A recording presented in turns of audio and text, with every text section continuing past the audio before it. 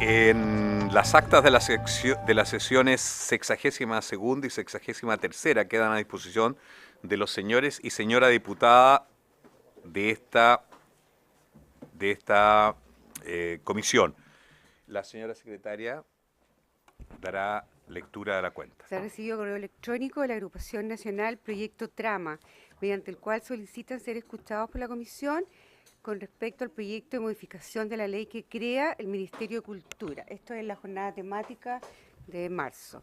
Correo electrónico del presidente del Sindicato de Trabajadores de Televisión Nacional hace llegar su disculpa por no poder asistir hoy, por encontrarse con licencia médica y a la vez reitera su interés por concurrir a esta sesión, por lo cual esperan, si así lo estima, citarlo nuevamente a partir de marzo del presente año. Eso es todo, presidente. Muy bien. Ofrezco la palabra a los señores diputados sobre la cuenta. Yo quisiera tomar la palabra en relación a la cuenta. Creo que proceda, por favor, a conectarse con la gente de Trama. Es una agrupación muy importante, muy interesante en relación a la actividad artístico-cultural de nuestro país y tomamos contacto para ver cómo vamos a hacer para invitarlo a nuestro seminario, a nuestras mesas de trabajo. Ofrezco la palabra y con Televisión Nacional también. Bueno, ¿La tercera vez, presidente? es la tercera vez, sí, pero veamos si se da las condiciones más adelante, en el momento, porque una vez que iniciemos el seminario y todo, probablemente va a ser más difícil, pero tratemos siempre de tener el espacio abierto para que esta agrupación de trabajadores tan importante y tan sensible y en un medio, acuérdense que esta es la Comisión de Cultura, Artes y Comunicaciones, Televisión Nacional en nuestro medio más importante en cuanto a la cultura en televisión, por lo tanto es interesante escuchar a la gente que está ahí dentro. Lamentamos y ojalá el señor presidente del Sindicato de Trabajadores se mejore. Ofrezco en varios. Tiene la palabra el diputado Guillermo Telier.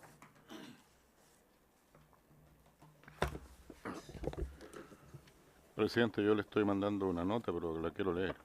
Por favor.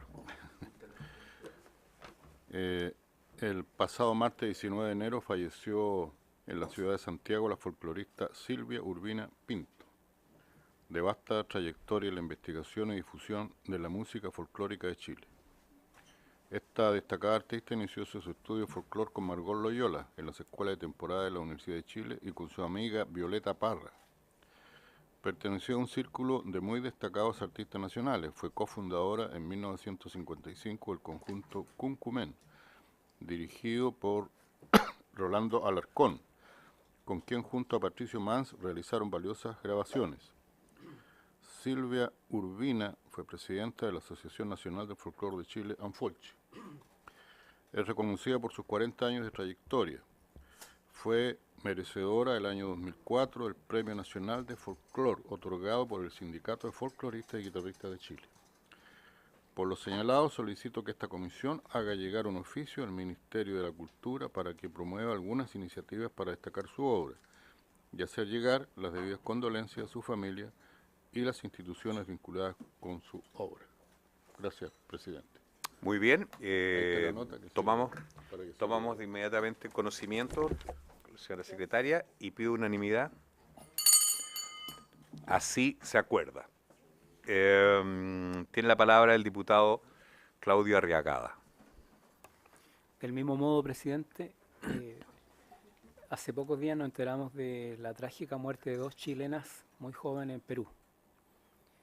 Ellas son nietas de Fernando Hessler, el gran escultor Premio Nacional de Arte, cuya escultura en algunas partes de la ciudad se conocen y se admiran, y como en muchos otros casos, mucho más reconocido en el mundo.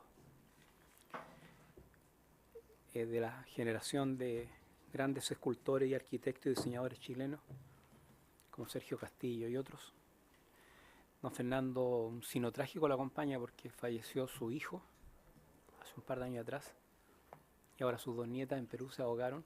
Entonces yo quisiera que le expresáramos como Comisión de Cultura nuestras condolencias, hacerle llegar una nota a don Fernando, un gran valor artístico-cultural de Chile. Cómo no. Creo que no hay inconveniente. Pedido unanimidad. Así se acuerda, diputado.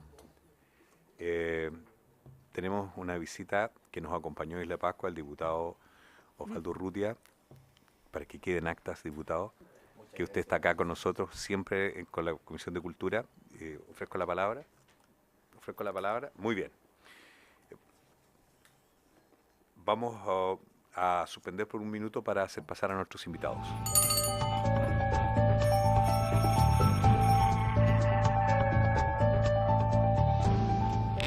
Reanudamos la sesión.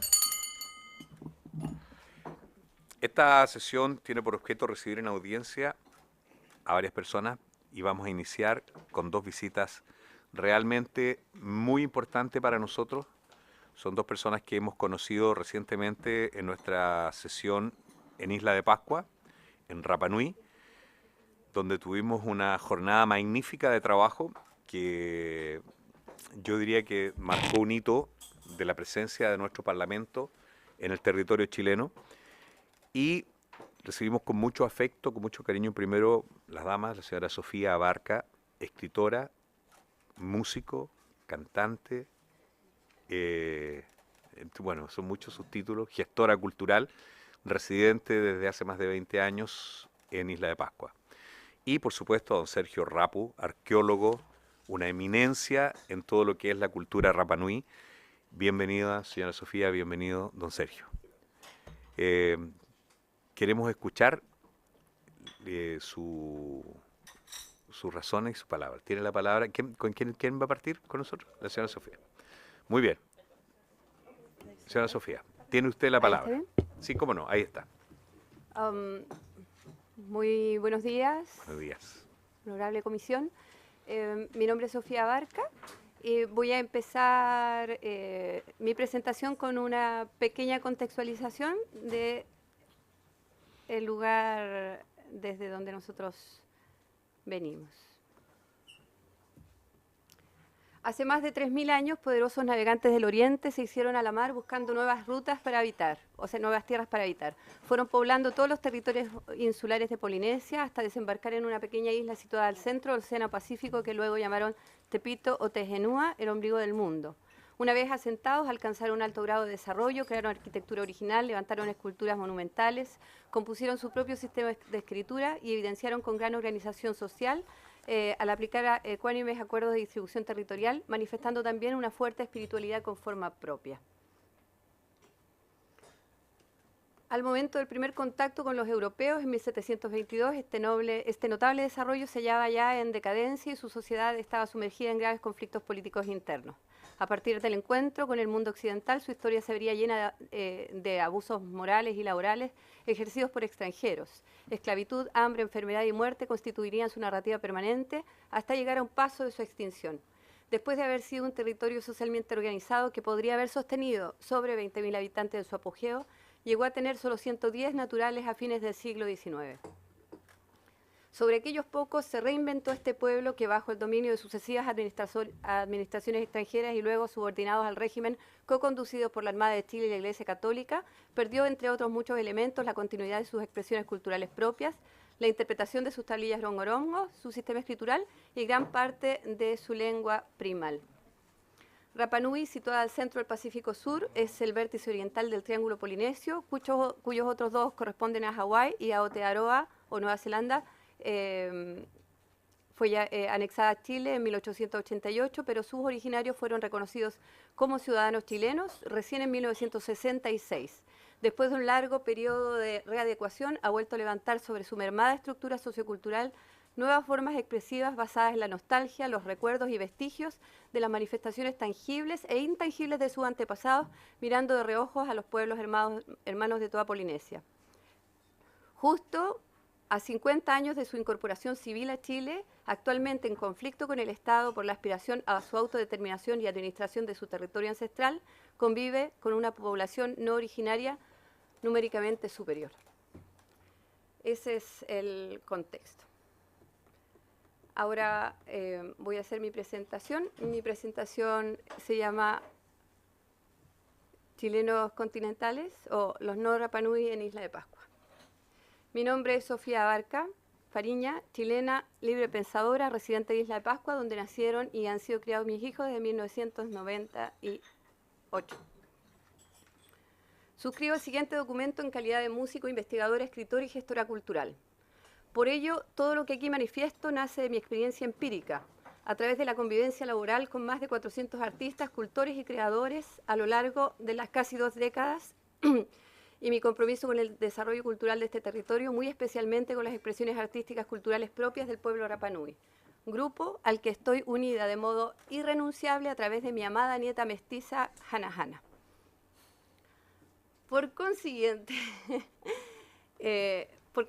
no deberá entenderse bajo ningún punto de vista que mi análisis pretenda desestimar otras ópticas ni negar el sentir de la gente Rapa Nui que posee otras posturas. Muy por el contrario, comprendo en detalle y desde dentro la evolución de su problemática social e identitaria y comparto en gran medida el fondo de sus especiales requerimientos, muchos de los cuales hago míos en mis investigaciones y publicaciones. Aspiro puntualmente a equilibrar la concepción parcial de la realidad isleña que ha sido posiblemente y seguirá siendo mostrada de modo intencional por sus autoridades étnicas, complementando las apreciaciones que se puedan hacer del contexto insular con varias otras consideraciones inspiradas en la situación de una gran porción ciudadana oculta y no representada, más de la mitad de los habitantes de Isla de Pascua, los no originarios. El proceso de observación iniciado el mes de diciembre por vuestra honorable Comisión de Cultura, Educación y Comunicación, al sesionar históricamente en Isla de Pascua, ha sido claramente direccionado, haciendo visible solo una fracción de la realidad sociocultural isleña, invisibilizando la existencia y el rol que cumple más de la mitad de una población total, claramente pluricultural.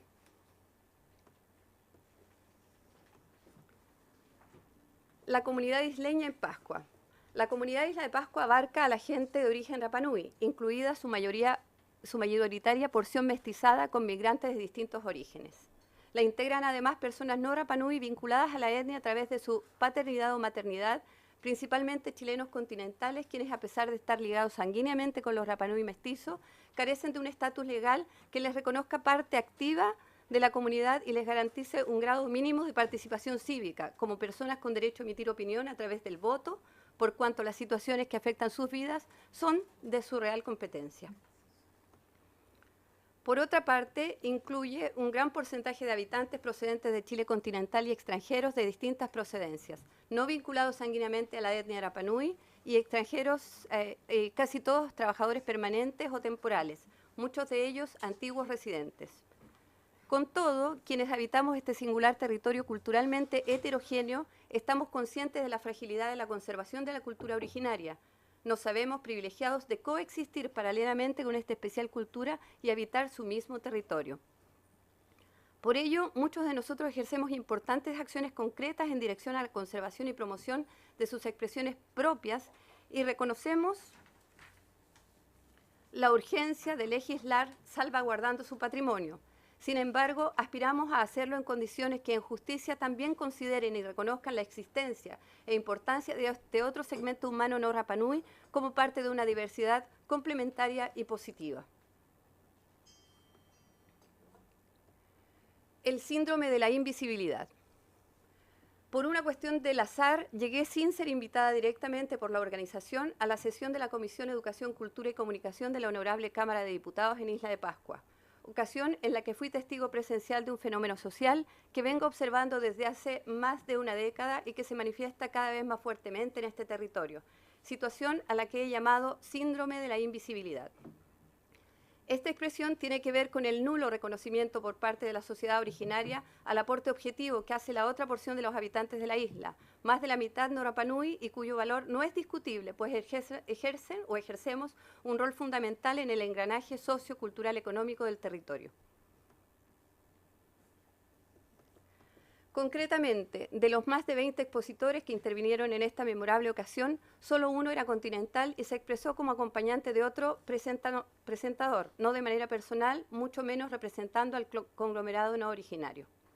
Este fenómeno no solo fue evidenciado a través de la nula participación en dicha sesión del mundo isleño no Rapa Nui, sino que además fue acentuado por la no relevancia específica ni referencia específica de la existencia de esta otra mitad de la población local, y si es que alguien lo refirió indirectamente, lo hizo asociando esta fracción por entero a un Estado genocida e invasor. Ambas expresiones reiteradas ese día por varios de los expositores. Esta manifestación que se da tan persistentemente tiende a aceptar como norma, invisibiliza a la otra parte de la sociedad isleña que encarna fuerza laboral mayoritaria, mano de obra, trabajadores del comercio, prestadores de servicios profesionales, empleados públicos y agentes vinculados al turismo y al desarrollo cultural, que por el solo hecho de coexistir con la etnia, habitando un mismo territorio, los convierte, quiérase o no, en parte de una cultura desde hace muchas décadas atrás ya mixturizada. Cultura Rapanui y cultura isleña. Entonces se entiende que el análisis cultural pertinente a este especial territorio no es simple y claramente bastante más amplia que la delimitada solo por la porción étnica, predominante en visualización pero numéricamente más pequeña. Acá hay un modo de coexistir mezclando comportamientos y códigos de más de una de las culturas. Por ello, hablar de cultura isleña es un término real que no se contradice con la valoración propia y en derecho de la cultura Rapanui.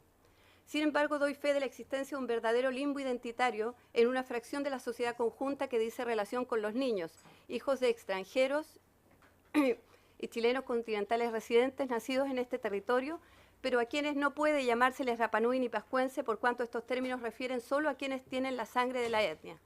Invisibilizados desde pequeños,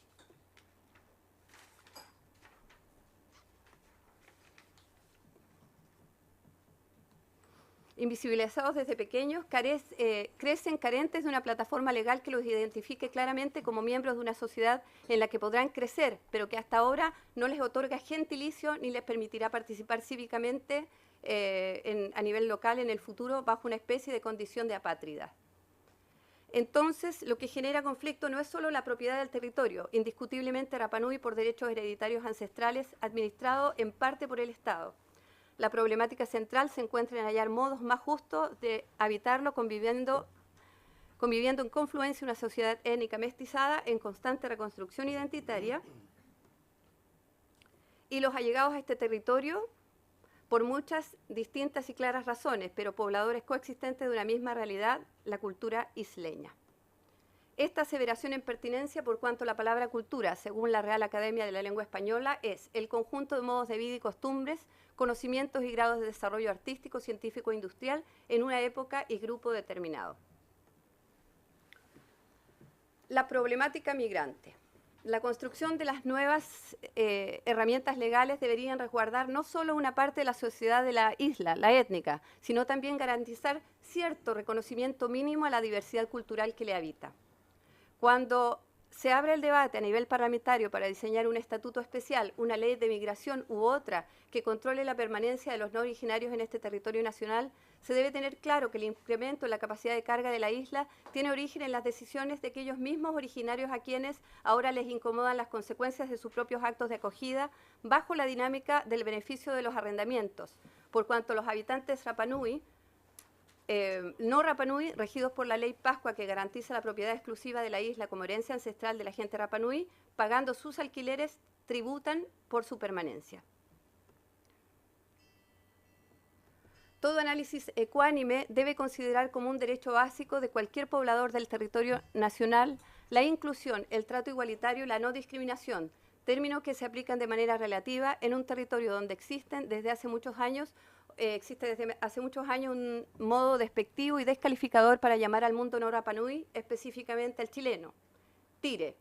La palabra tire es la pronunciación equivalente en lengua Rapanui del vocablo Chile, por cuanto este lenguaje solo posee 14 caracteres que no incluyen las letras CH ni la L. Alude a la condición de foráneo, específicamente chileno que más allá de su origen no Rapanui es situado en una posición de inferioridad social. Alguien a quien se menosprecia en tanto no califica como miembro de este grupo étnico específico ni es reconocido mayormente como parte de la sociedad local.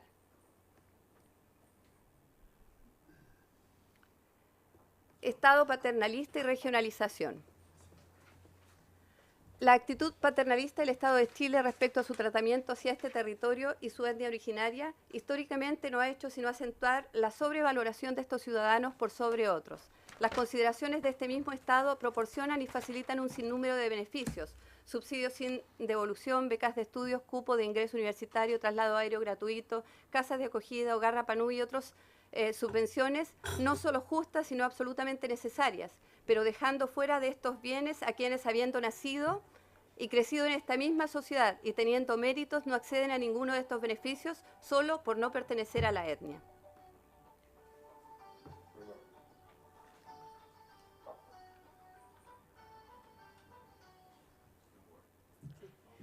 Entonces, claramente, es también el tratamiento que aplica el Estado el que sostiene esta situación de desventaja sobre parte de una ciudadanía mixta. Estado que, al querer equiparar las desventajas del aislamiento y su consecuente abastecimiento precario y mala conectividad, termina accionando sin querer una mecánica discriminadora sobre la población isleña no étnica. Urgen normativas aplicadas más allá de las consideraciones raciales que equilibren los beneficios de la población insular. En este sentido, una medida que probablemente resultara en un ejercicio más democrático en lo cultural sería legislar a favor de la regionalización de este territorio, que unido a otros maritorios insulares alcanzara una categorización que vele por todos los ciudadanos, facilitando acceso justo y equilibrado a todos sus habitantes y respetando en justa medida nuestras diferenciaciones identitarias. Muchas gracias, honorable comisión. Muy bien, gracias a usted, señora Sofía. Vamos a dar inmediatamente la palabra a los diputados, después escuchamos a don Sergio. Tenemos un poco más de tiempo porque con esto de que no viene la gente de Televisión Nacional, podemos tomar un poquito más de tiempo. Tiene la palabra el diputado Isa Cort. Muchas gracias, presidente. Por su intermedio, saludar a Sofía, saludar a Sergio. Buenos días. Buenos días. Qué gusto volver a verlo. Gracias. Y poder estar acá en la comisión. Volver a estar en una comisión, ¿verdad? Más que estén acá, porque ustedes estuvieron también en la comisión cuando sesionamos histórica inéditamente en Isla de Pascua, en Rapa Nui. Así es que yo creo, presidente, que quiero celebrar y agradecer que en tabla se mantengan estos proyectos, se mantenga la discusión más que un proyecto en particular. El proyecto se debate y se discute y después se despacha y se olvida. Acá lo que estamos generando es un diálogo, es una conversación, en tanto acercamiento. Porque finalmente entendemos que si dialogamos, nos acercamos. Entendemos que nos vamos conociendo, nos vamos reconociendo y nos permite, por lo tanto, ir entendiéndonos. Y en ese sentido, yo quiero agradecer, quizás tuvimos la oportunidad, junto con usted, presidente, fuera de la comisión, de escuchar parte de esta historia, a través de la misma boca de Sofía, cuando nos contó, cuando estábamos recorriendo, incluso nos mostró varios artesanos, nos contaste parte de esta historia. Y es notable que hoy en día queda acá el registro en la comisión. Y en ese sentido yo quiero agradecer que tú hagas extensiva tu vivencia personal, tu mirada en la comisión. Pero también tengo un par de comentarios. Yo parto de la base que la cultura primero se debe reconocer, se debe identificar. Una vez que se identifica, presidente, por su intermedio a nuestros invitados, se mantiene, pero también se construye una nueva cultura. O sea, tenemos la cultura del pasado para entender el presente, pero también nosotros, incluso involuntariamente, vamos construyendo la cultura del futuro. Claro. Y eso no sabemos incluso cuál va a ser el resultado. Y en ese sentido, ¿tú crees que, Sofía, que hoy en día se está construyendo una nueva cultura Rapa Nui chilena o Rapa Nui americana o algo así? Porque también las culturas se mezclan. Y voy a poner un ejemplo, presidente, de la cultura que durante 700 años se construyó y resultó una nueva cultura, como la cultura al-Ándalus, que es la cultura árabe, damasquina, que se va a la parte sur de la península ibérica, y hoy en día no existe la cultura andaluza propiamente tal, ni la cultura árabe propiamente tal, sino que se construyó la cultura al-Ándalus, que es esta cultura que mezcla mezquitas con catedrales, que mezcla acequias, que mezcla alcaldes, que mezcla azúcar y aceite, y es propia de nuestra realidad. Y de hecho se traspasó a América, y hoy en día la empanada chilena está chilena y viene de origen de esta cultura que se construye entre ambas. ¿Tú crees, Sofía, que se está construyendo también una cultura mixta entre la Rapa Nui Sí. y te hago las preguntas y termino con una tercera pregunta? Entre la Rapa Nui y esta relación con Occidente, porque ellos están más Occidente que nosotros, así que no somos Occidente ahora. ¿Ah? Nosotros somos Oriente en este caso. Y por último, saber si se estuviera construyendo esa cultura. Nosotros lo vimos, y un buen ejemplo de esto es la iglesia, el sincretismo. Sí. Pero hoy en día, estoy pensando en el presente y cómo ven ustedes para el futuro, si se construye un sincretismo cultural en la isla, en Rapa Nui, y también en Rapa Nui tanto su relación con América, que es Chile, pero su relación con la Polinesia, con el resto de las otras dos islas que forman el triángulo polinésico completo. Hawái. Entonces, ¿por qué no es lo mismo Hawái con Estados Unidos, mezclarse o unirse, que Rapa Nui con Chile? Pero tienen su cultura que está al centro del Pacífico, y esa es su cultura polinésica. Entonces, ¿cómo va variando ese sincretismo? Gracias, presidente. Muy bien. Vamos a algún otro diputado o le pedimos a la señora Sofía que conteste esta pregunta. ¿Cómo no? Tiene la palabra el diputado Telier, Unas por dudas, favor. no. Yo quiero decir que hablo sin tener un conocimiento profundo de la realidad de Isla Pascua. No estuve en la sesión que se hizo en Rapa Nui. Pero como usted bien dice, aquí en la primera parte de su presentación, me da la impresión que el mantener la cultura Rapa Nui, usted me dirá, que experto, si se puede decir así de esa manera, ha sido una cosa difícil, porque, bueno, tuvieron que enfrentarse a toda una invasión extranjera con todas las consecuencias que aquí dice, y llegaron a ser solo 110. Entonces, desde ese punto de vista, yo podría entender el temor de un pueblo a perder su identidad cultural propia que los caracteriza. Y además, como estábamos en un estado que no reconoce a los pueblos indígenas, entonces mientras no exista ese reconocimiento, a mí me parece que va a ser difícil llegar a esto que habla como sincretismo, que creo que es otra cosa, pero sin embargo, llegar a establecer una relación de las culturas para que incluso puedan proyectarse como una cultura, pero que va a tener siempre su diversificación. Yo creo que el deber del Estado chileno es proteger en primer lugar a los pueblos indígenas, en este caso, ¿no? Que es el pueblo más débil y que son las culturas que están en peligro de desaparecer. Claro, no obstante ello, yo entiendo lo que se está manifestando, pero me parece que sería difícil, por ejemplo, que mediante una votación en la isla, por ser mayoritarios los no indígenas, se procediera de esa manera a una transculturización.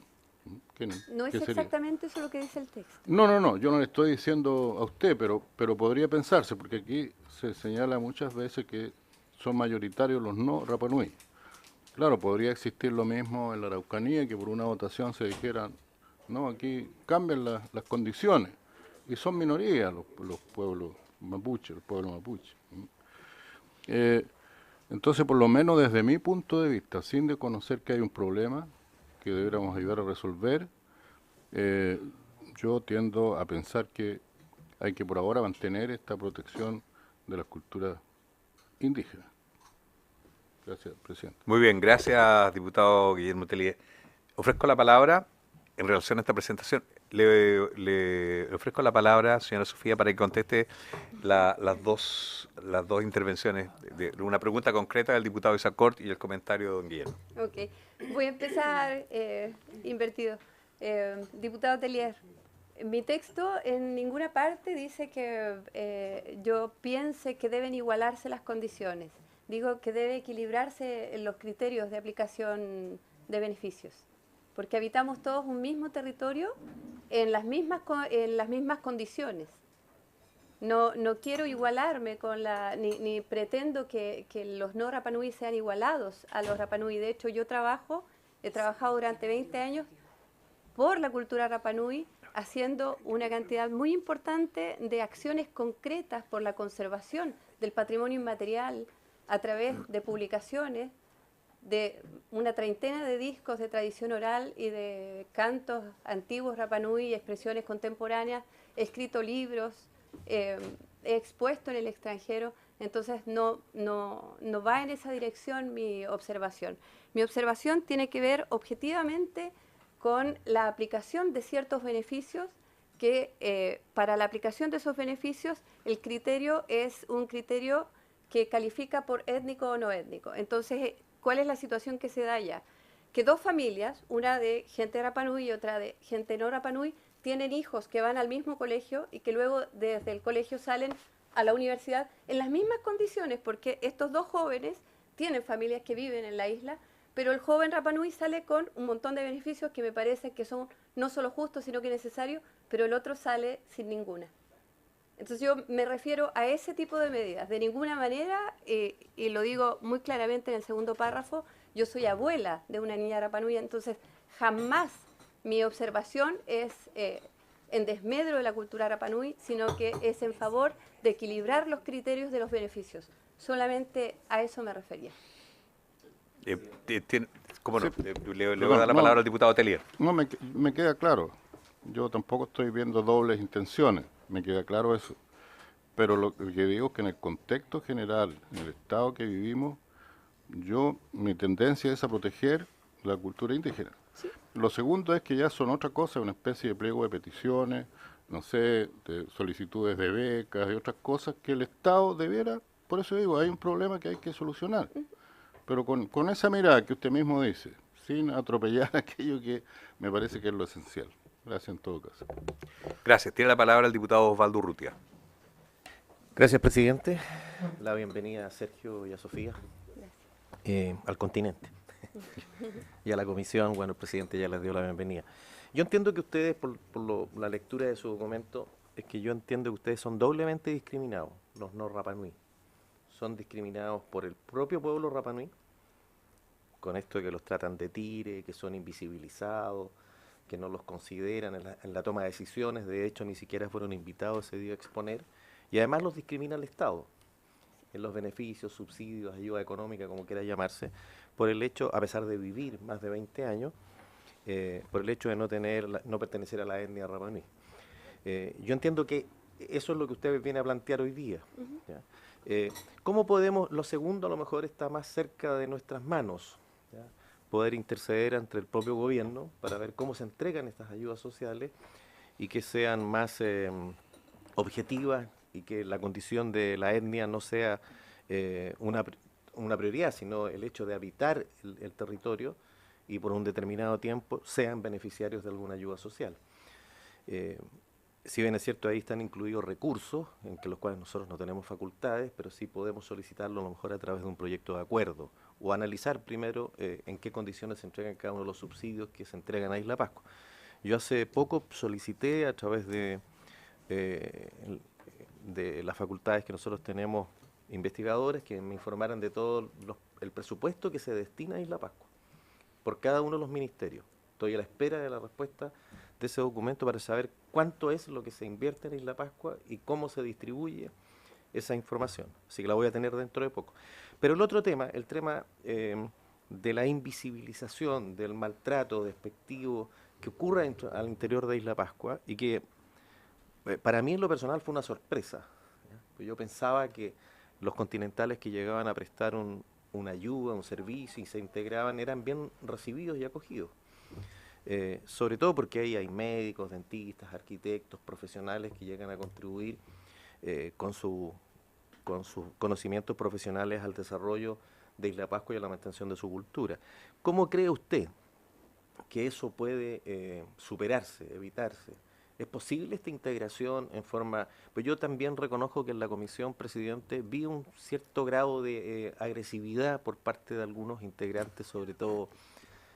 ¿para qué los vamos a nombrar? Pero en que se manifestaron muy agresivos con respecto a Chile. Algunos hablaron de que era un genocidio, otros emplearon la palabra de una permanente violación a los derechos humanos.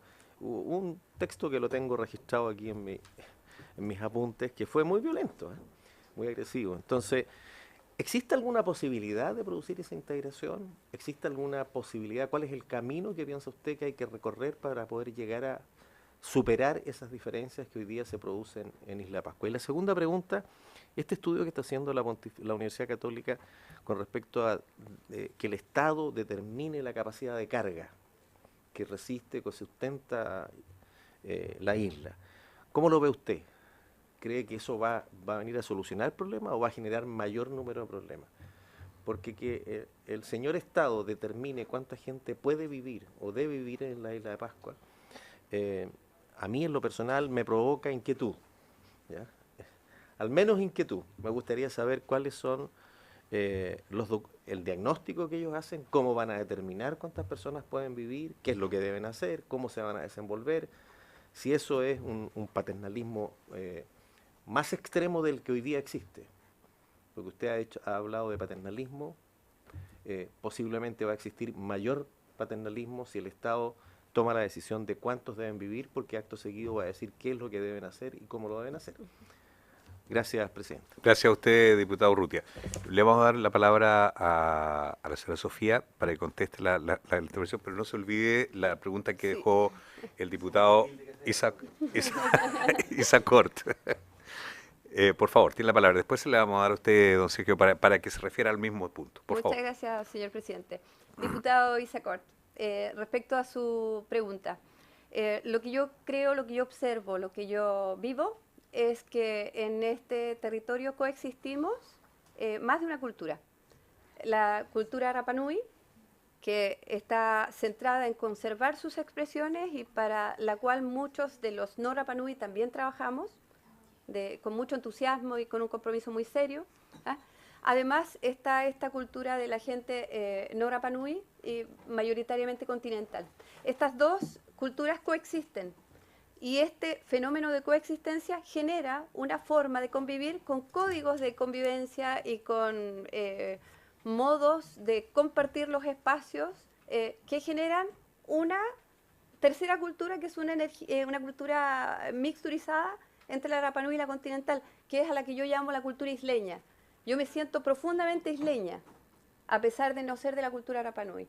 Entonces, cuando yo hablaba, por ejemplo, de los niños, mis hijos, los dos más pequeños, nacieron en Rapa Nui, pero ellos no pueden decir que son Rapa Nui ni pueden decir que son pascuenses, porque el término Rapa Nui pascuense se asocia a la gente de la etnia.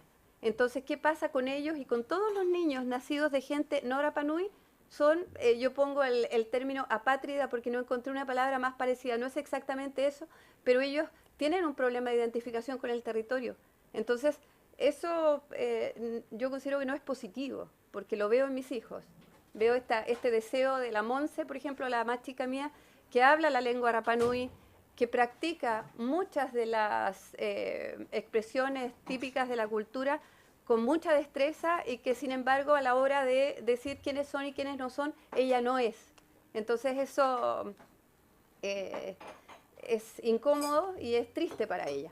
Entonces yo planteo que aquí no solamente existe la cultura Rapa Nui, existe la cultura continental o extranjera también que convive con sus propios códigos, pero esta convivencia genera una tercera cultura que es la cultura mixta, que es la cultura isleña que llamo yo. No es sincrética.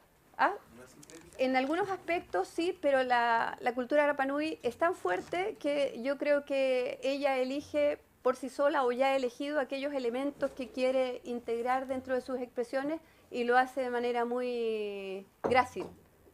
Es muy sutil y es muy propia también. Bien, y en relación a la pregunta, ¿qué camino ve usted? La pregunta del diputado Urrutia, por favor, para ir cerrando. ¿Puedo? Sí, por favor. Permiso. Sí. Diputado Urrutia, respecto a la pregunta que me hace usted de encontrar alguna solución, yo creo que existe una sola y es la educación.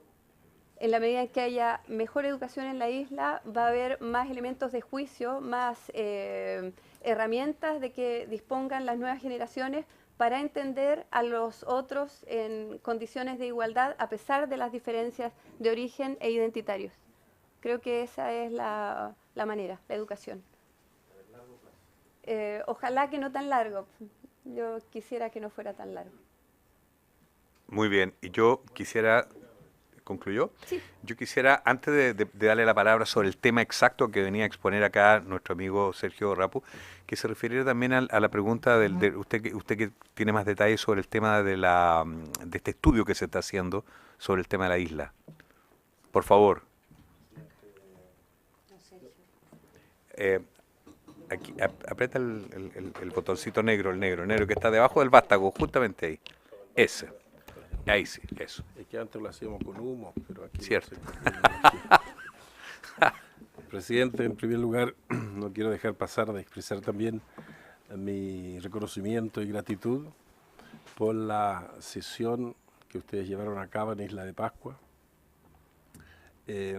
porque Isla de Pascua se identifica más por su cultura y no por su petróleo, por su exportación de maíz o lo que fuera.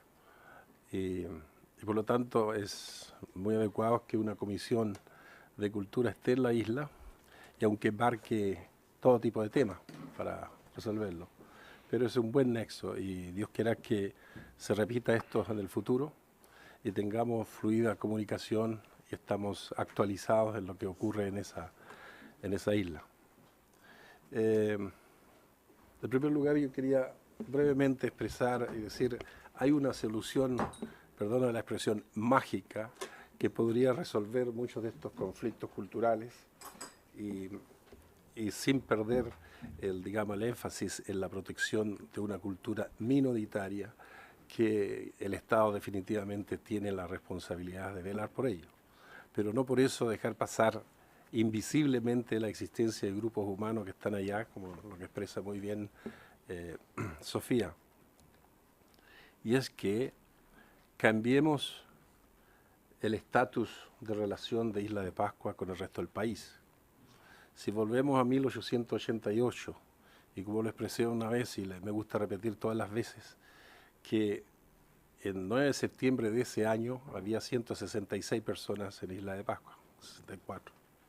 Eso era todo lo que quedaba de más de 20.000 habitantes del siglo XVI. Entonces la anexión de Isla de Pascua a Chile fue un acto de salvación. Un pueblo que iba desapareciendo totalmente, ya sea llevado como esclavo o por epidemias que entraban o por conflictos internos, etc. El haberlo salvado a través de un acto de anexión implicó que la población fue aumentando y obviamente allá los papás nos dicen no mire a su prima y no mire a su primo, entonces tenemos que buscar partners para casarnos. Entonces, claro, pues se producen matrimonios mixtos y hoy día es el 70% de los matrimonios son mixtos. Entonces, eso por un lado. Por otro, hay que reconocer que la cultura es un fenómeno vivo y que a través del tiempo va cambiando y va a seguir cambiando. Y los cambios los generan diferentes elementos, puede ser o causas. La demografía misma que aumenta y necesita cambiar para sobrevivir y adaptarse al medio, ya sea aumentando la producción de alimentos o haciendo otras actividades públicas para mantener la mano de obra ocupada. Y obviamente la introducción de ideas o de gentes que vienen de afuera.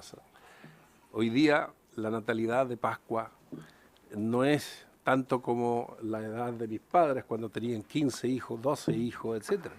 Nosotros éramos 15 como hermanos. Y hoy día cada uno de mis hermanos tiene 2 hijos, 3 hijos, porque estamos en otra realidad.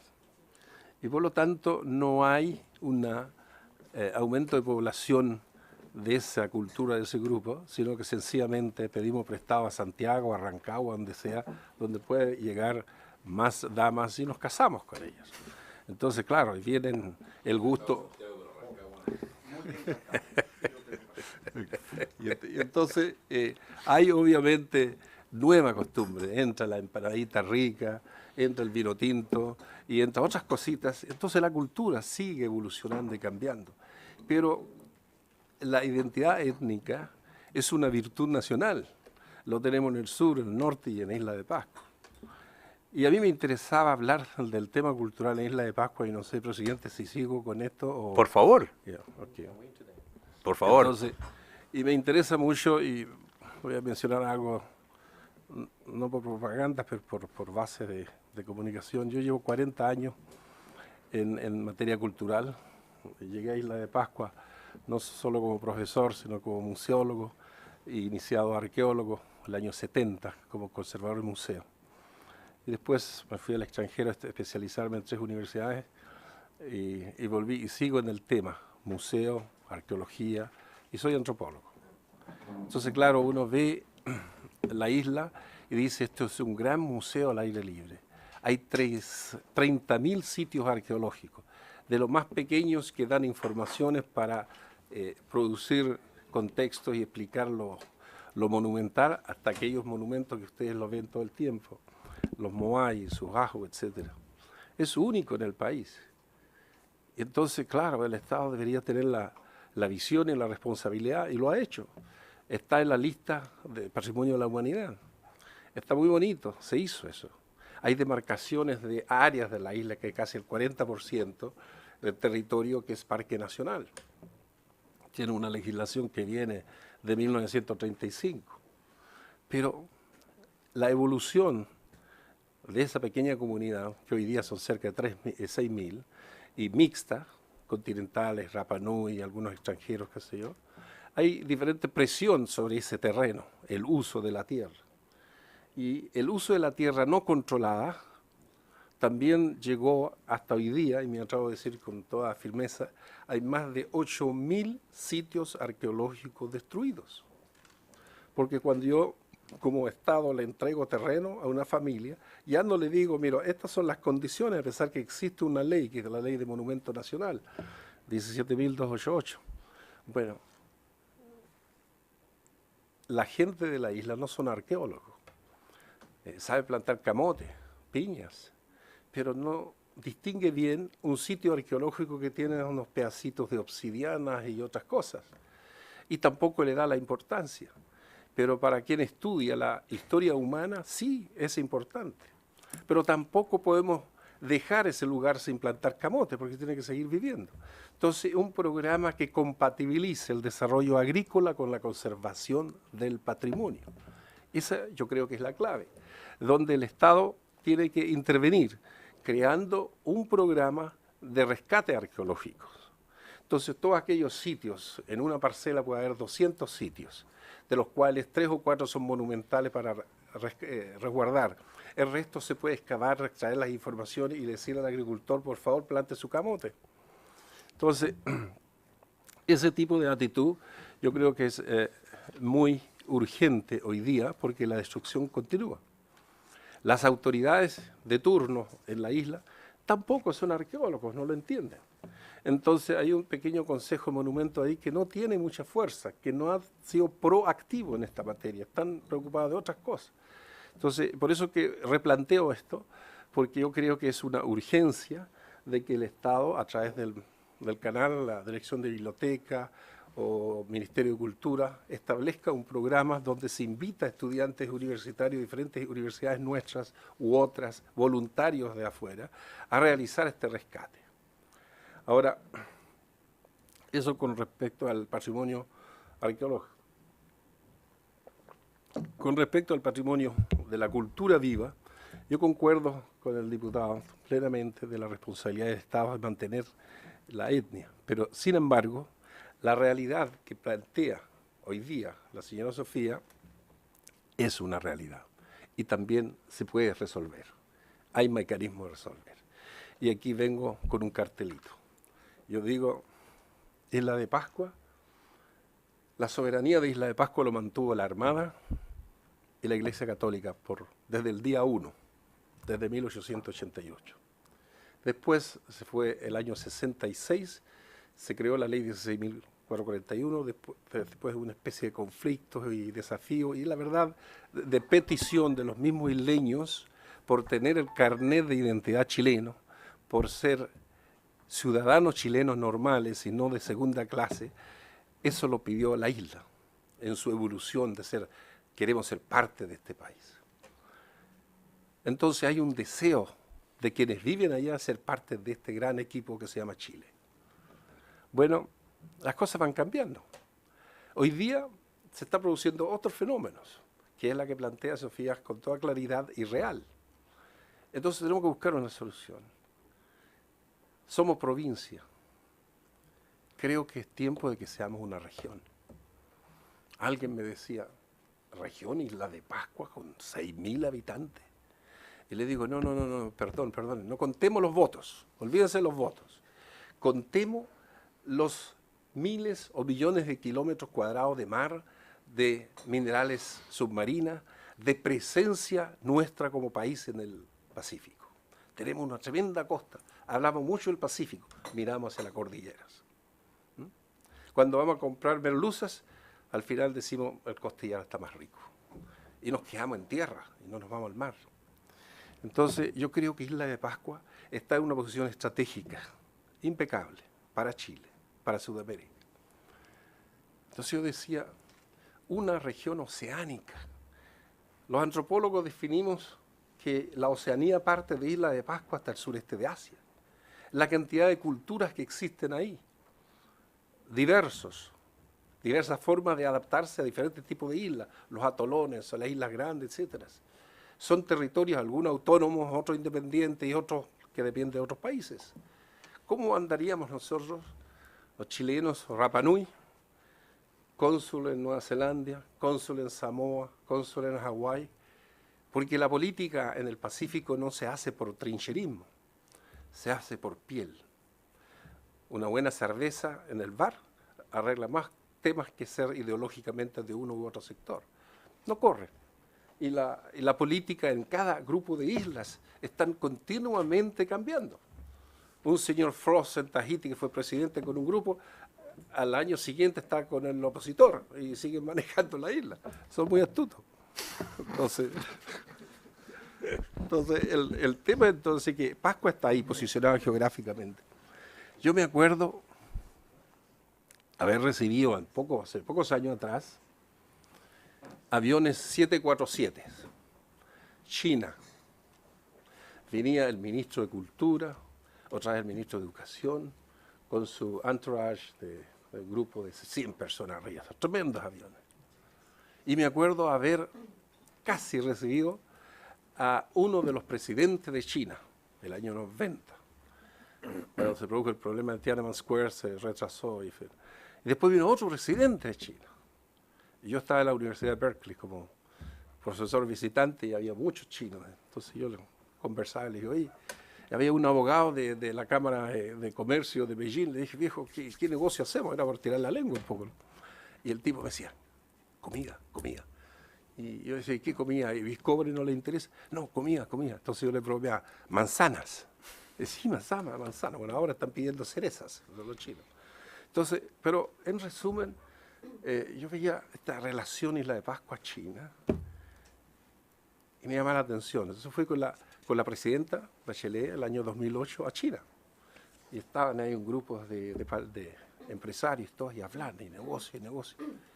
Lo que pasa en resumen, que China aumenta su ingreso per cápita y busca comer arroz con salmón y frutita de Perú. Arroz con salmón, otros eligen un buen bistec argentino. Entonces los chinos necesitan llevarse productos frescos desde Sudamérica hacia su país para alimentar a su pueblo y necesita un buen aeropuerto en el medio del camino. ¿Y cómo se llama el aeropuerto? Isla de Pascua. Porque para esos aviones. Entonces, claro, yo celosamente digo, pero si estos caballeros se preocupan más que nosotros, yo chileno le sacaría más jugo a Isla de Pascua. Y no le estoy sacando jugo a Isla de Pascua.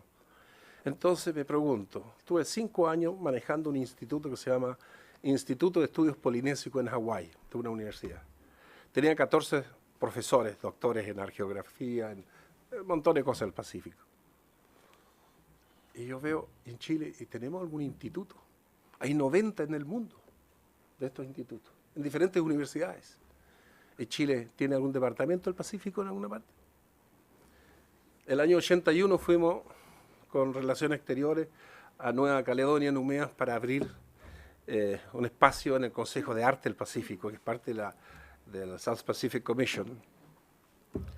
Y bueno, nos dejaron afuera un poquito porque había otro tipo de gobierno, no les gustaba, y después, entre tanto, le dije a los hermanos de los maorí, le dije, oye, somos todos hermanos de la misma piel, mismo color, y ustedes me están hablando de otra cosa. Bueno, entró a la sesión siguiente este caballero maorí, se sacó sus zapatillas y golpeó la mesa. Dijo que estaban equivocados y que había que entrar a Chile, y entramos. Y somos parte del Consejo de Arte del Pacífico hoy día.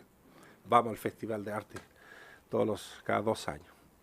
Bueno, y le pregunto a Celso Moreno, colega de Relaciones Exteriores, oye, ¿y qué tienen ustedes en Relaciones Exteriores del Pacífico? Tenía mucho, se armó una biblioteca más a la mitad de ese estante. Hoy día hay un departamento de Asia y Pacífico. Hemos crecido, ¿cierto? Bueno, el cartelito, queridos amigos, honorables diputados, es que bogamos juntos para crear en Chile instancias que interesen a los chilenos a saber más del mar y no tanto de la cordillera, que aprendemos de los fondos marinos, que seamos expertos en los peces, qué sé yo, y de las culturas. Entonces, como esta es una comisión de cultura, le propongo entonces una pequeña idea. Tenemos un museo en Isla de Pascua, un museo chiquitito así. Yo fui el primer conservador, estuve 20 años a cargo. Lo construimos mayoritariamente con donaciones que sacamos de la televisión japonesa, de los alemanes y algo de Fondo de Desarrollo Regional. ¿Y por qué no nos vestimos grande y le decimos Museo Nacional de Culturas Oceánicas? Y en vez de hacer un museíto así chiquitito, pongámosle énfasis, porque mataríamos 2 pájaros de un tiro y tal vez más. Así, y a los brasileños. Entonces, cuando vengan gente de Sudamérica y quiere entrar al Pacífico, usted le da un papelito y dice, vaya a mi antesala de la Oceanía a aprender allá en Isla de Pascua, territorio chileno, todo lo que puede aprender de la Oceanía está ahí. Y tenemos entonces no solo mano de obra para la gente allá, tendríamos un tremendo espacio para guardar los moai. Fíjense que los moai en Isla de Pascua se están muriendo. Toba volcánica es el material. Entra el agua de lluvia, disuelve el material cementante que es carbonato de calcio. La piedra queda bastante frágil, pasa el viento, un caballo que se rasca encima, un turista irresponsable que rasca, se destruye el moai, está muriendo. No podemos guardar los moai adentro, evidentemente, pero hay muchos que son los pequeñitos, que están fuera de contexto, que se están destruyendo y las vacas y los caballos caminan encima. Basta con colocar bajo techo y se para el proceso de destrucción de los moai. Entonces, claro, creamos eso y creamos antesalas para el Pacífico. Creamos oportunidades para nuestros estudiantes para ir a sacar su máster, doctorado, lo que fuere. Entonces, queridos amigos, una región oceánica le va a decir a los chinos, disculpe la expresión aquí, a los caballeros del otro lado, que no venga a pescar ahí en los montes submarinos que abundan peces a 40 millas, 30 millas. Es nuestro, lo protegemos.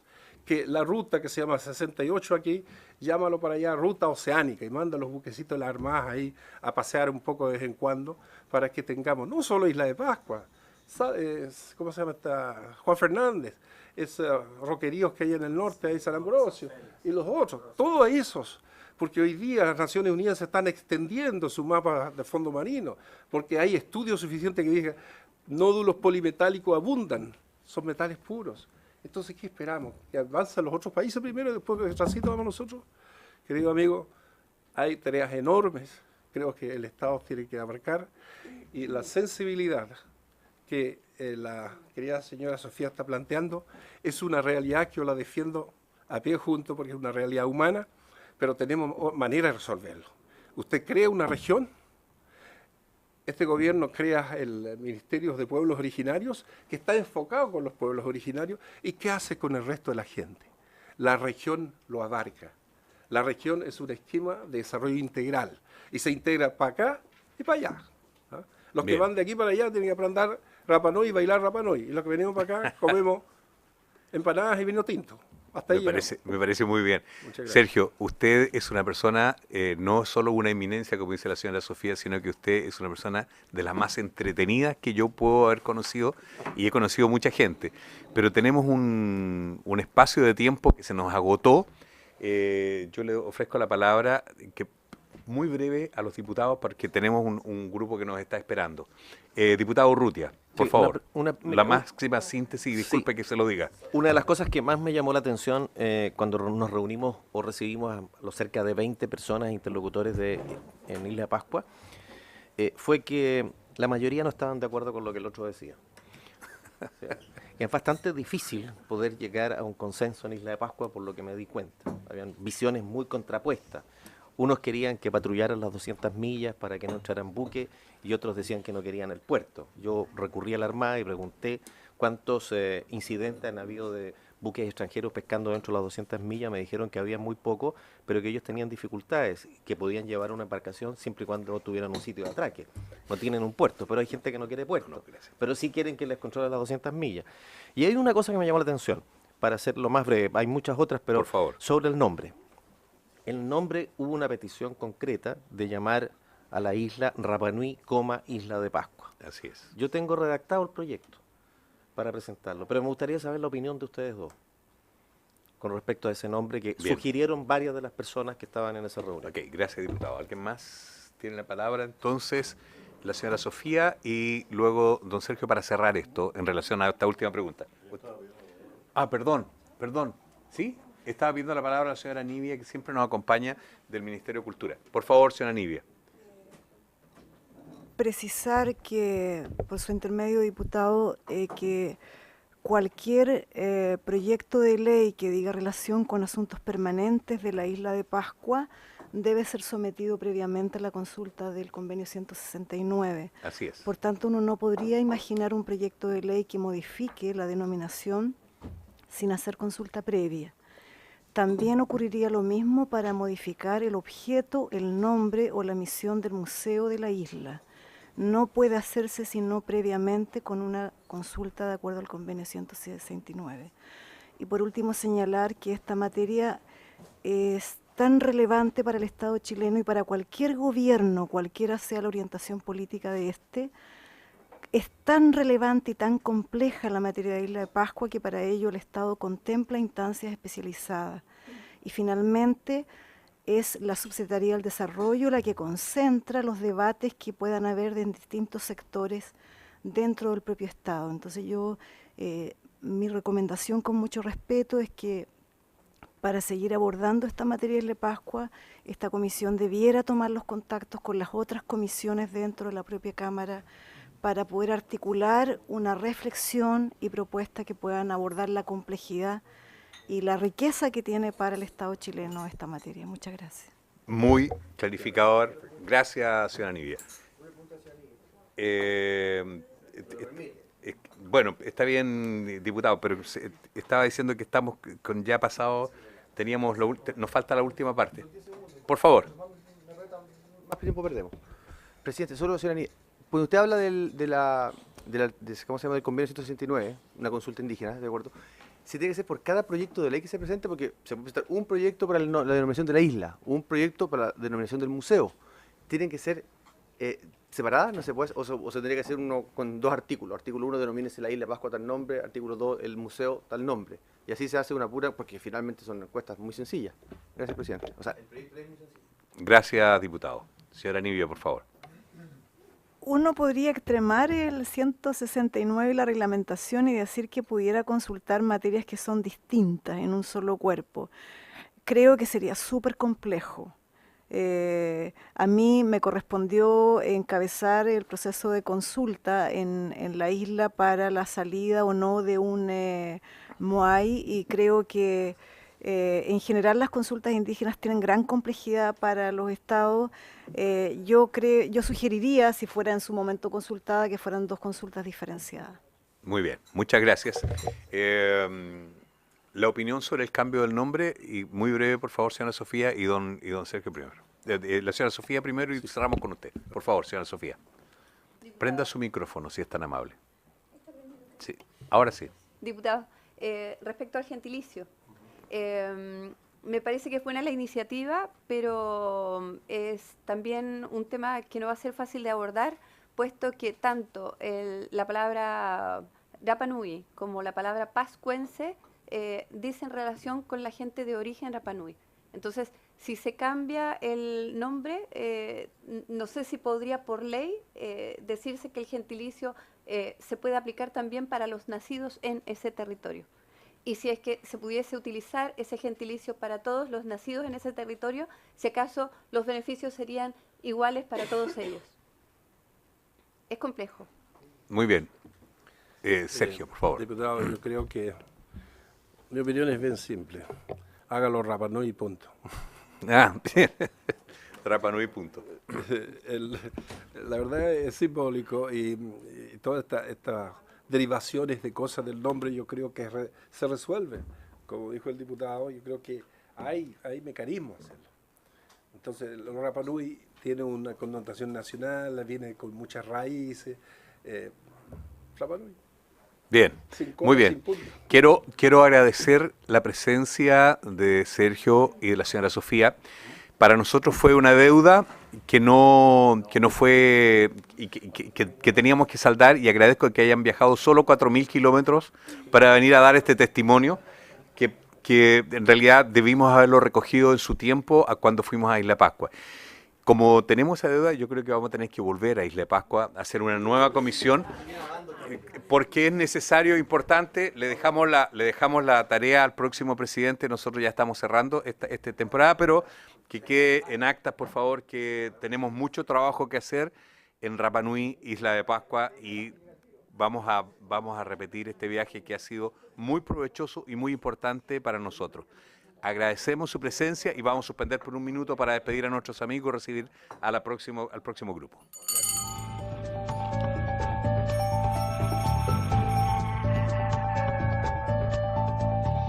Muy bien, continuamos con la sesión.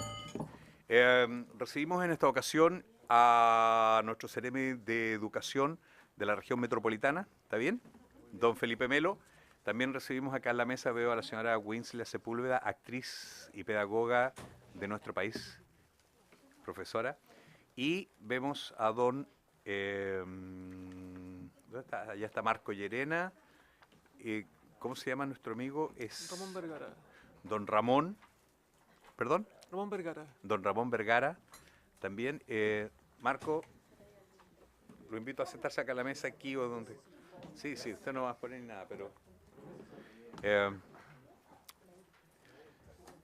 nosotros hemos recogido una situación muy preocupante sobre nuestra formación artística.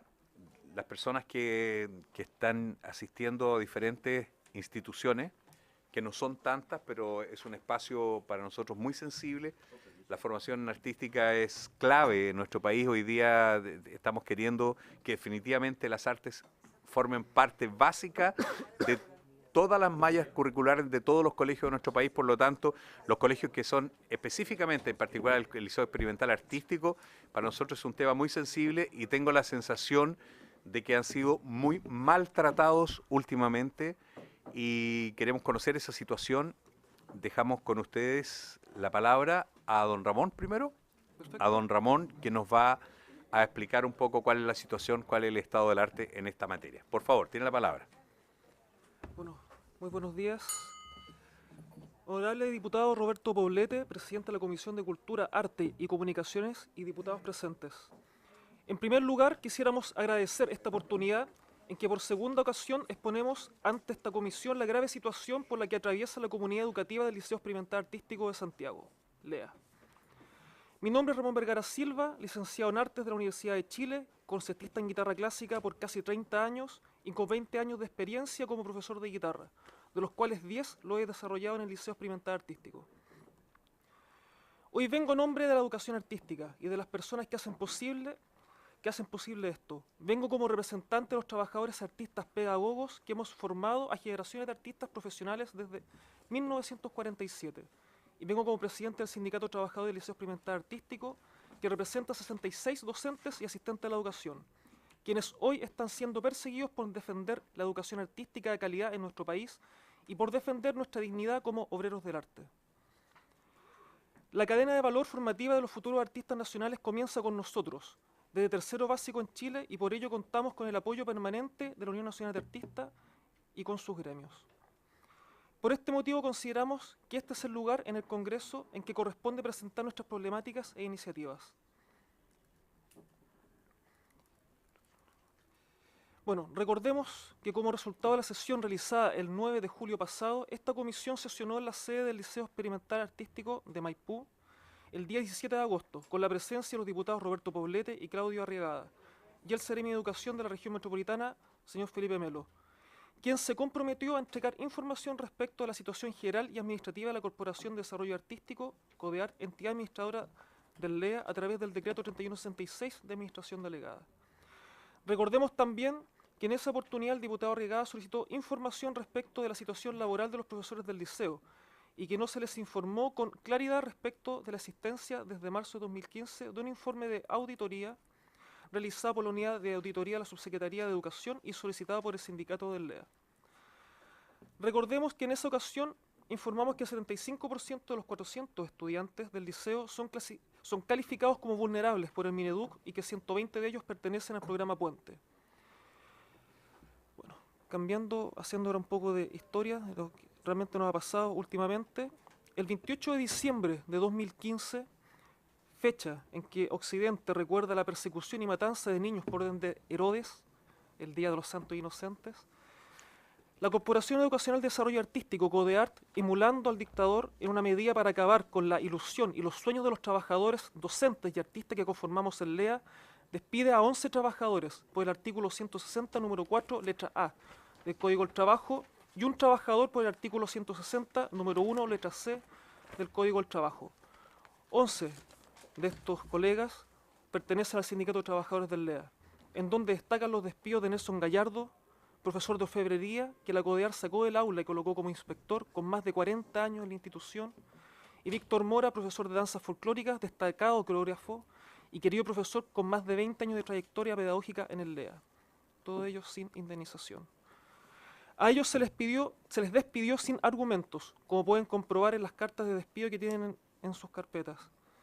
Estos despidos se producen única y exclusivamente como represalia a la movilización que sostuvo el sindicato del LEA en agosto y septiembre de 2015 y a las denuncias planteadas contra la CODEART por su mala administración frente a distintos organismos públicos en el transcurso de los años 2014 y 2015.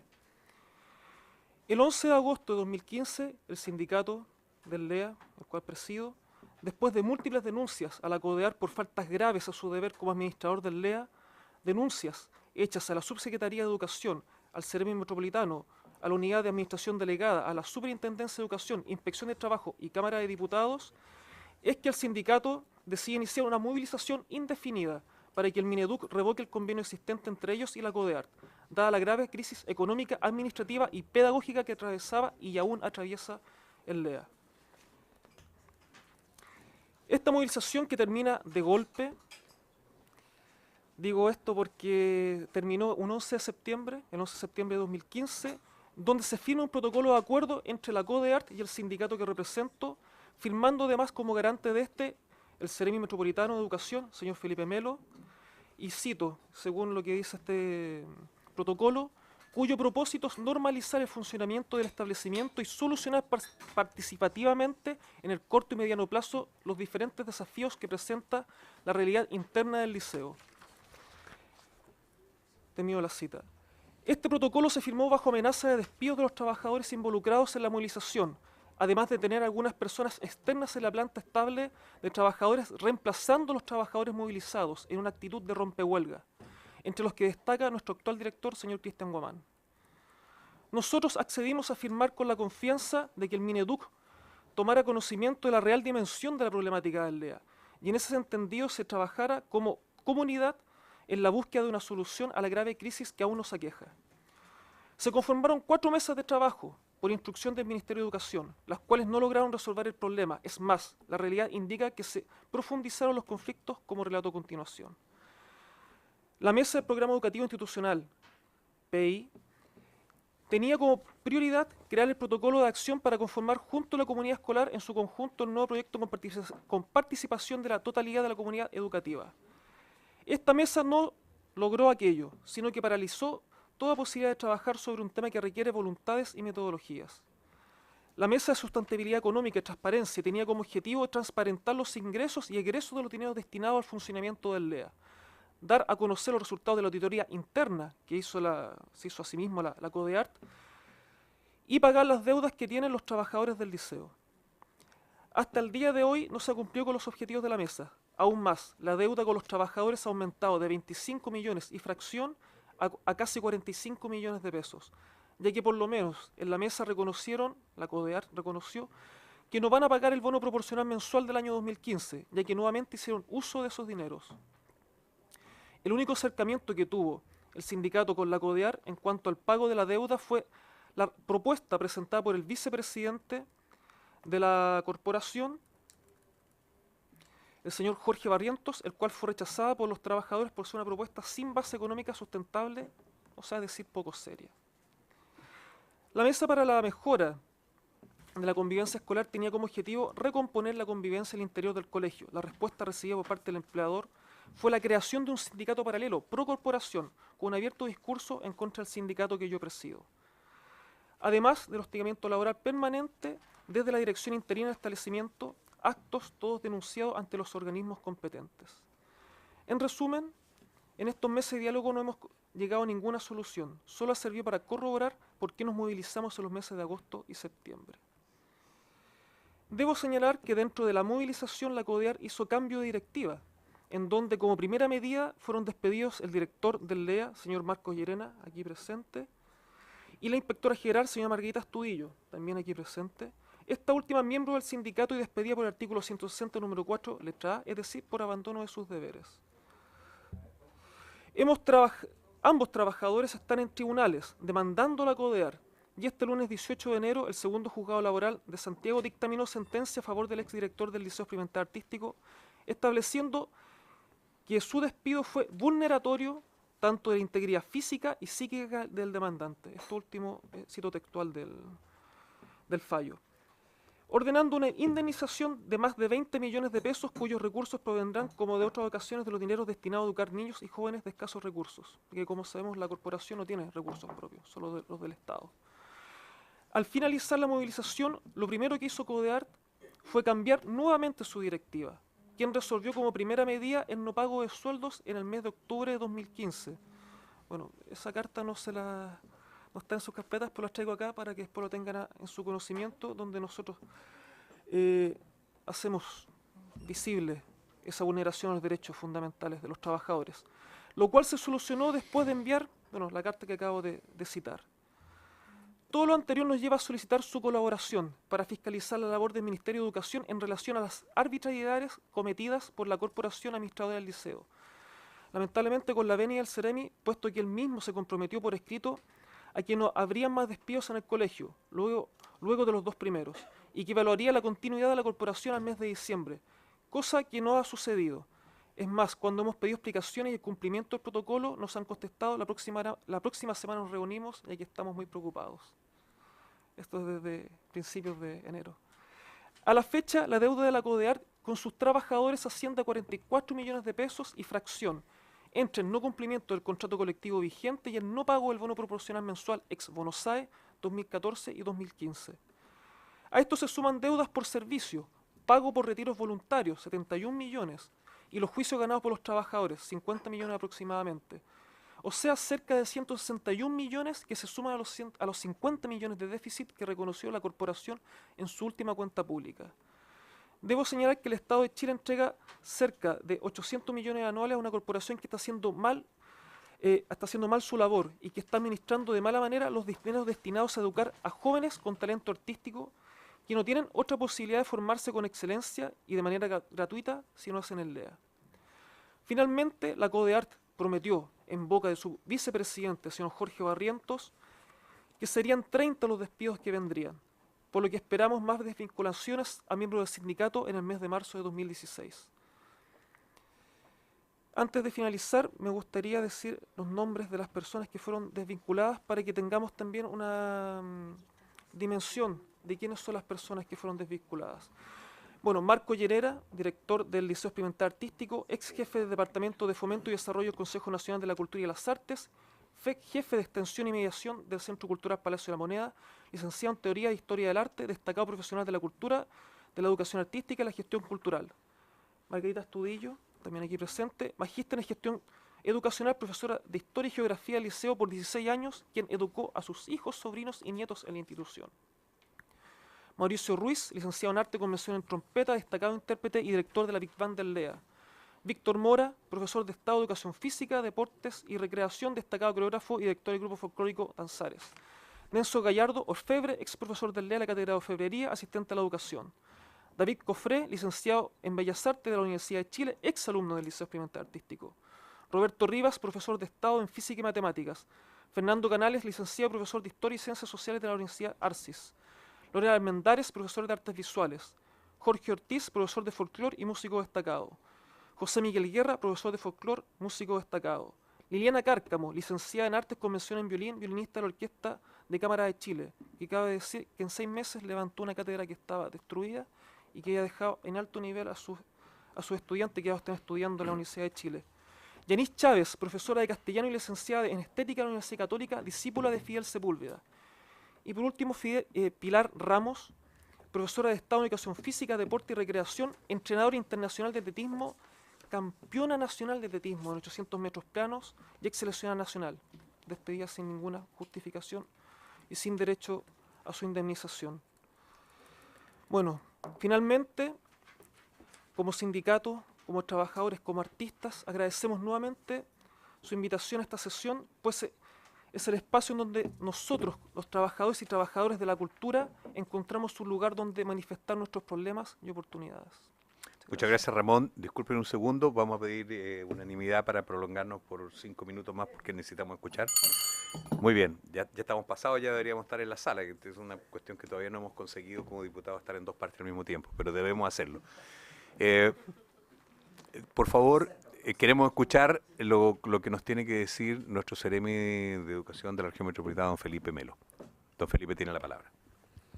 Muchas gracias, presidente. Bueno, un gusto estar aquí presente, en nuestro caso por primera vez en esta sala. Tuvimos una oportunidad previa en realidad con el diputado Poblete y el diputado Regá, ¿no? En una sesión extraordinaria en el interior del establecimiento. Quiero decirles que, bueno, quiero hacerlo muy breve, ¿no? Entiendo que no tenemos mucho tiempo. Primero que todo, no puedo dejar de decir aquí que el gran propósito de la reforma educacional que encabeza la presidenta Bachelet en nuestro país, en el presente gobierno, es una educación de calidad integral para todos, ¿no? Ocupo todas estas palabras para decir primero que todo que todas las normas que ustedes mismos han aprobado, ¿no? con mayorías muy importantes van precisamente en esta línea, ¿no? Y hablo de calidad integral porque la educación artística, ¿no? La educación en todas las áreas del conocimiento y en otras, la capacidad creadora, por ejemplo, nuestros niños, niñas y jóvenes, es parte fundamental de lo que estamos haciendo como gobierno y como Ministerio de Educación en general, ¿no?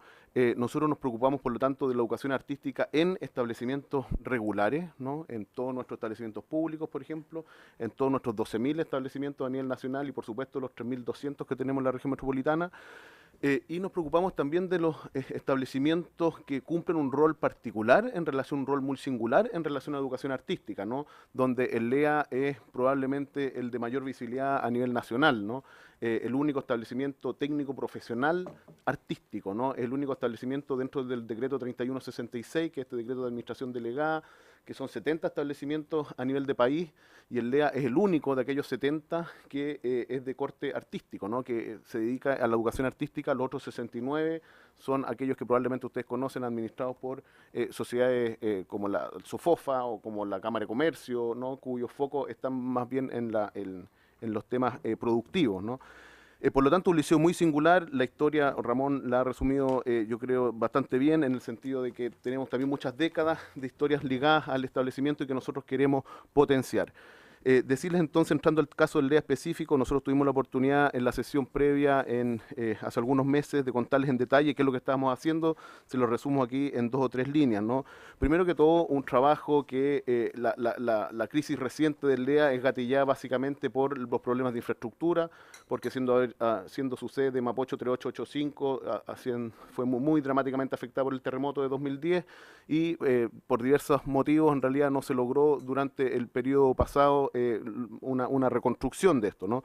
Nosotros, la primera buena noticia es que ya avanzamos en la demolición del LEA, ¿no? Eso costó más de 200 millones de pesos, solamente demoler el edificio antiguo. Hoy día, esta foto que ustedes probablemente vieron en el verano pasado del Mercurio, entre otros lados, de la educación artística en ruinas o cosas así, ese edificio ya no existe, está en el suelo porque ya está asignado y se está construyendo el nuevo LEA con más de 6.200 millones de pesos invertidos estrictamente por el Ministerio de Educación, presupuesto que por supuesto ustedes aprueban, y ejecutado a través de la Dirección de Arquitectura del MOP, ¿no? Porque entendemos también que necesitábamos una instancia ad hoc y que la corporación que actualmente administra el LEA no tiene las espaldas administrativas ni jurídicas como para encabezar un proyecto de esta envergadura, ¿no? Solamente para ponerlo en contexto, yo pensaría que estamos hablando en el gran centro cultural del Santiago Poniente, en Mapocho 3885, en 18 meses más o un poco menos incluso, ¿no? Es algo realmente relevante para todo, yo diría, el sector poniente de Santiago, es decir, conectar el principal liceo artístico de Chile con un territorio que no ha tenido los accesos que debería probablemente a la cultura, a las artes, etcétera, ¿no?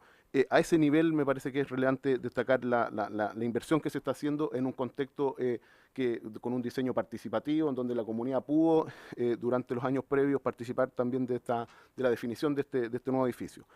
Los problemas que tenemos a continuación, me parece que en general, en su mayoría, tienen la condición de problemas internos en el establecimiento, ¿no? En ese sentido, yo comparto parte del diagnóstico del presidente del sindicato de trabajadores del LEA, porque hemos sido testigos, ¿no? El equipo que encabeza Jaime González, que es nuestro supervisor de la Provincial Poniente, aquí presente, que ha encabezado de trabajo codo a codo, ¿no? Con la comunidad del LEA. Hemos dispuesto también una dupla psicosocial financiada a través del gobierno regional que trabaja full time al interior del LEA, porque aquí gran parte de los conflictos que detalla Ramón son internos, ¿no? Tienen que ver en realidad con diferentes grupos, con legítimos intereses, todos ellos preocupados por la educación artística, todos ellos con una legítima opción, a nuestro juicio, con una legítima opinión respecto a cómo se debe desarrollar la educación artística al interior del liceo, y que han generado una serie de situaciones que muchas de ellas son muy lamentables, ¿no? Efectivamente, para entrar al tema puntual que entiendo convoca esta sesión,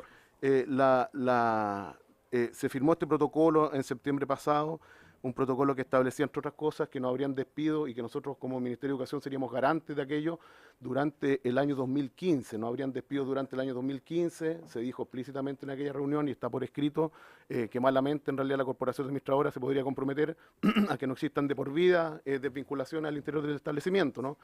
Y entendemos por la comunicación que nos hizo llegar el sindicato que efectivamente hubo despidos que entendemos serían efectuados para el año escolar 2016 y que nosotros como ministerio nos interesa, por supuesto, estar presente, pero sin embargo tampoco podemos en esto reemplazar las instancias pertinentes, ¿no? Me refiero tanto a la Inspección del Trabajo, la Superintendencia de Educación, que son las encargadas de pronunciarse respecto a si estos despidos están o no apegados a derechos, si es que se justifican o no, si es que han sido por las causales pertinentes, y que nosotros, por supuesto, estamos disponibles a colaborar, a hacernos cargo de todo lo que nos corresponde. Otro de los temas que están dentro de este protocolo es que nosotros estamos efectivamente evaluando cuál es la mejor forma de administrar este establecimiento tan relevante para nuestro país de cara a los desafíos que tiene para adelante, ¿no? Esa es nuestra principal línea de trabajo, que hoy día, en paralelo a esta sesión, teníamos convocado, de hecho, una sesión de trabajo con la entidad administradora, porque nos interesa proyectar básicamente si lo que ellos están haciendo es sustentable o no lo es, ¿no? De cara a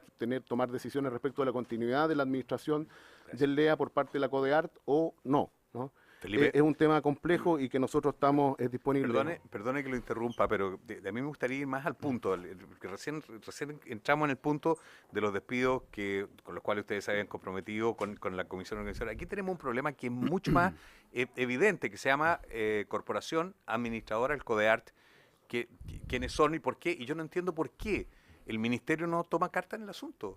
Es una cuestión que ustedes saben, están cansados de saber que esta cuestión, el problema es allí, o sea, una pésima administración, o sea, no cumple ninguna de las funciones ¿por qué ellos tendrían que estar a cargo de un proyecto tan importante y tan delicado y tan particular?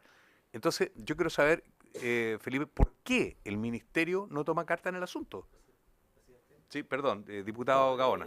Plantear el tema del proceso de término de la delegación, que efectivamente aquí hay una administración delegada, se está desarrollando una infraestructura de más de 6.000 millones de pesos que nos ha relatado profusamente, pero la verdad que aquí el problema es de operación. Absolutamente. Operación y gestión. Entonces, al final, ¿qué está haciendo el ministerio respecto a ello? Y si o no tiene posibilidades de actuar porque quizás el contrato de delegación tiene un periodo determinado, pero dada la circunstancia, probablemente a esta corporación le es mucho mejor desprenderse y entregarle a un municipio, en fin, a quien pueda hacerse cargo de la administración del establecimiento y no continuar con este problema, porque así con todo el relato que nos hacen y con lo que hemos visto y lo que nos ha relatado el CEREMI, yo veo difícil que este tema se pueda resolver en términos de seguir en las condiciones que están. Por lo tanto, hay que buscar otros mecanismos y la consulta para ir directo al tema es si efectivamente hay facultades, tienen posibilidades y han buscado otro tipo de soluciones que no continuar con el mismo sostenedor. Por favor. Sí, la respuesta en realidad no es tan simple, ¿no? El convenio vigente del Ministerio de Educación con la CODEART están establecidos plazos de 5 años, en los cuales en este momento estamos pasando del año 3 al año 4, ¿no? Es decir, en estricto rigor nosotros deberíamos esperar 2 años para evaluar eventualmente la continuidad o interrumpirlo mediante las cláusulas que están vigentes en este contrato, y eso es vía decreto supremo, es decir, una atribución que tiene solamente la Presidenta de la República como para, en un plazo previo a la eventual renovación, tomar una decisión de esas características. El problema aquí empieza a ser más complejo cuando uno ve la repercusión que tendría un caso como este en los 70 establecimientos de administración delegada y la actual tramitación también de el proyecto de nueva educación pública, ¿no?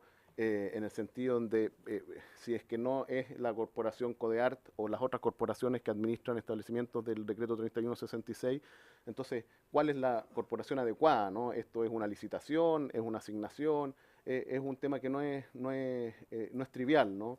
Una corporación que tenga no solamente la espalda administrativa, sino que también la particularidad que se requiere para administrar un establecimiento de esta particularidad, es también un asunto no trivial, ¿no? Por lo tanto, si nosotros Felipe, estamos tomando las cartas en el asunto, lo hemos hecho... Perdón, discúlpeme, a mí yo no veo que el Ministerio esté tomando ninguna carta en el asunto. Nosotros aquí no vemos nada. Ya es segunda o tercera vez que tenemos este problema aquí en nuestra mesa y discúlpeme, pero tengo que decir que es muy irritante ver cómo no se ha hecho nada. Y lo único que se avanza es la cantidad de deuda acumulada y en la cantidad de profesores que son despedidos. Entonces, aquí hay algo que obviamente no se está haciendo por parte del Ministerio. Disculpe que sea tan vehemente, pero es que yo creo que hay cosas que son muy delicadas para quienes somos actores, para quienes somos artistas, y sabemos la fragilidad que tiene el proceso de formación de un artista, sabiendo que hay 75% de personas que no tienen la posibilidad de desarrollarse en otro espacio que no sea ese. Entonces nosotros no podemos ser tan indolentes cuando tenemos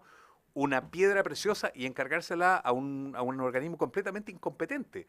Si eso no funciona, ¿qué importa cómo funcionan las otras cosas? Estamos hablando de esta particularidad que tiene todas las particularidades del caso. Entonces yo le exijo a usted, como parte, como rostro del ministerio, que usted nos haga llegar a la brevedad una respuesta concreta de cuáles son las medidas. Y nosotros hace mucho rato que estamos cuestionando el accionar de esa corporación.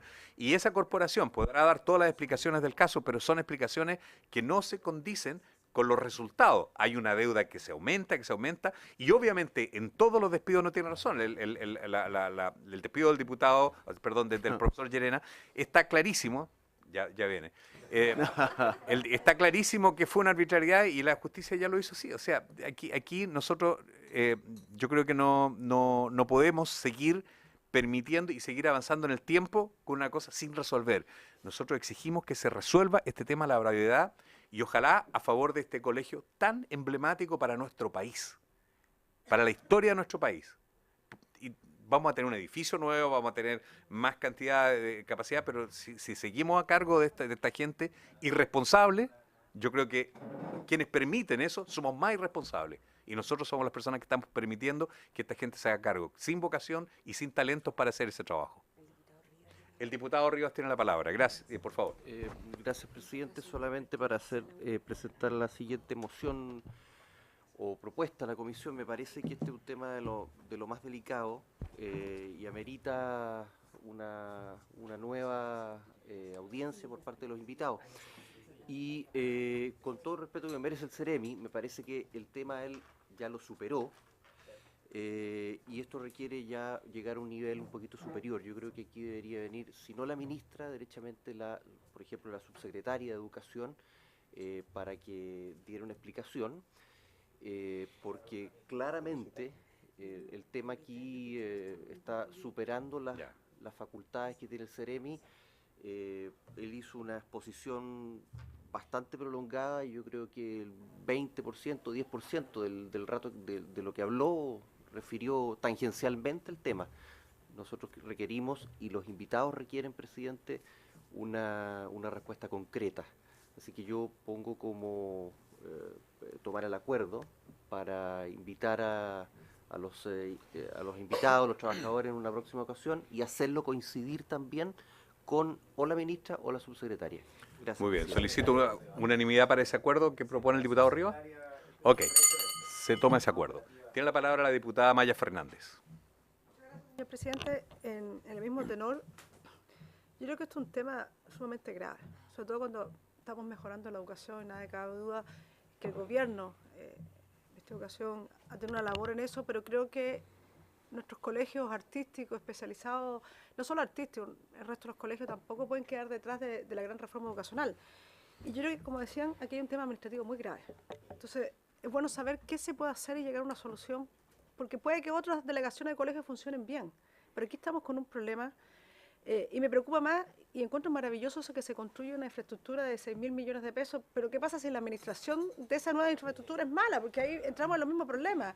Entonces, ojalá que si vamos a tener una tremenda infraestructura que yo celebro, venga con una administración que yo creo que lo artístico en nuestro país tiene que tener el rol que se merece. Nosotros hace poco un acuerdo para que las artes escénicas, el teatro esté de nuevo en las mallas curriculares, entonces siento que si vamos a avanzar, avancemos por todos lados. Y yo creo de verdad que esto es un tema que se requiere más debate, más conversar qué se puede hacer y entre todos apoyar, ayudar. Yo estoy segura que las voluntades están y tenemos que salir adelante y de verdad poner ese colegio donde en el lugar que se merece. Muchas gracias. Muy bien. Pido el acuerdo para que nos juntemos de nuevo el próximo jueves con este grupo. Ok. Tiene la palabra el diputado Telier, después el diputado Cabona. ¿Ahí vendría la subsecretaria? Correcto. Sí, que eso ya está. Yo solamente quiero hacer un alcance, estoy de acuerdo con lo que han planteado todos los colegas diputados, pero yo cuando fui presidente yo recibí a los dirigentes, a los despedidos incluso. Así Y es. yo creo que todos nosotros de una u otra forma hemos apelado al Ministerio de Educación, con distintos ministros incluso.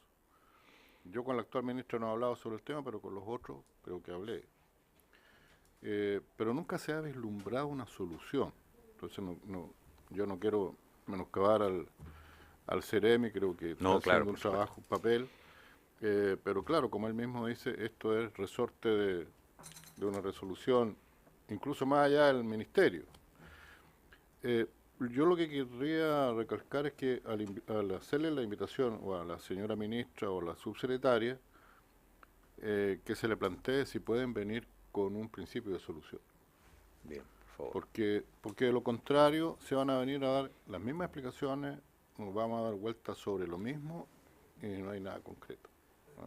Y lo concreto es solucionar el tema de la corporación, si ese es el problema. Yo también creo que se ha avanzado mucho en todo lo que es infraestructura, pero ese tema tiene que solucionarse. Muy bien, gracias diputado, tomamos en cuenta, nuestra secretaria anotó la idea para sumarlo ahí que venga la invitación. Un segundo, tiene el diputado Gaona y luego nuestro CEREMI, don Felipe Melo. Precisamente en la misma línea del diputado Telier, que venga una propuesta. Creo que el CEREMI dio luces claramente de lo que se puede hacer. Efectivamente, esas administraciones delegadas se pueden terminar. Y eso no implica en nada poner en riesgo las demás administraciones delegadas, que además son muy exitosas. Por lo tanto, no me parece una justificación clara que no ha dado el CEREMI de no haber actuado en ese tenor. Creo que perfectamente se puede caducar eso. Hay experiencia de muy buenas administraciones delegadas, como las que tiene la Sociedad Nacional de Agricultura en mi propia región. Por lo tanto, yo creo que al revés, esta situación pone en riesgo y desprestigia el sistema de administración delegada. Así es. Es al revés, CEREMI. Por lo tanto, yo creo que hay que actuar y me parece que la subsecretaria debiera venir precisamente con una... ¿Cuál es la disposición del ministerio a poder caducar esto? Ahora, eso también tiene que venir con una respuesta de que a quién se le entrega esto.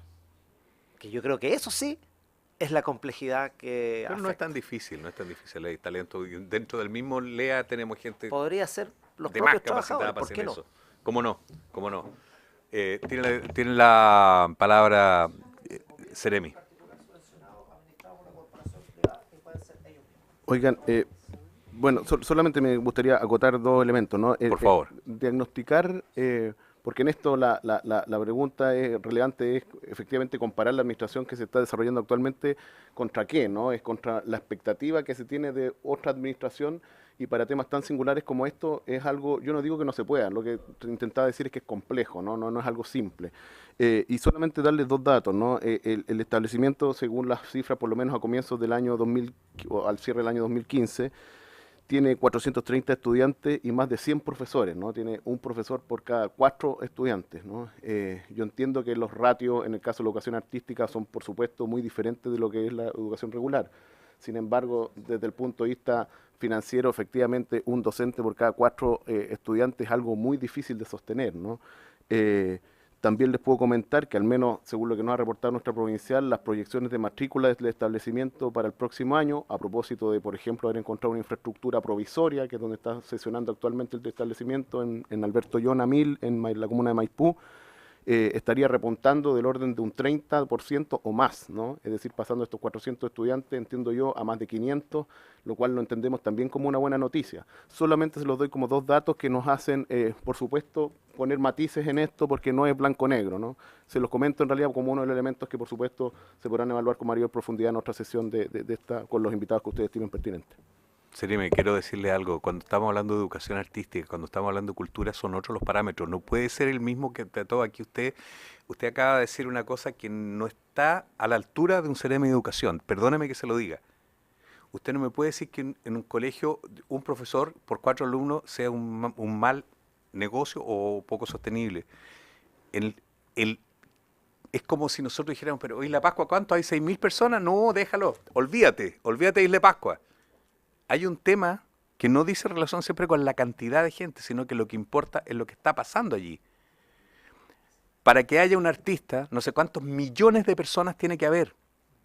Por lo tanto, generalmente se debe privilegiar el maestro con el alumno.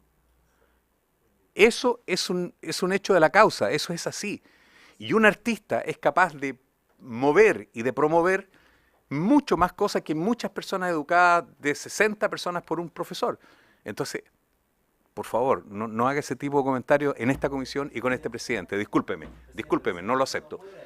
El diputado lo que ha querido, yo comprendo y entiendo perfectamente lo que usted señala, pero yo creo que lo que ha querido decir el Seremi tiene que ver que perfectamente, efectivamente, para la educación artística tiene que ser en esos parámetros de profesor-alumno, pero el financiamiento no va amarrado así. El financiamiento probablemente sea un poco más de la subvención normal, y así no se financia una educación artística. Entonces, como dice el Seremi, o lo que creo entender lo que dijo, que finalmente lo que se requiere es que efectivamente la subvención sea distinta para poder sostener una situación de relación profesor-alumno como la que tiene el Liceo Experimental Artístico. No creo que haya sido la intención decirte que no la educación artística tiene que ser igual que las demás.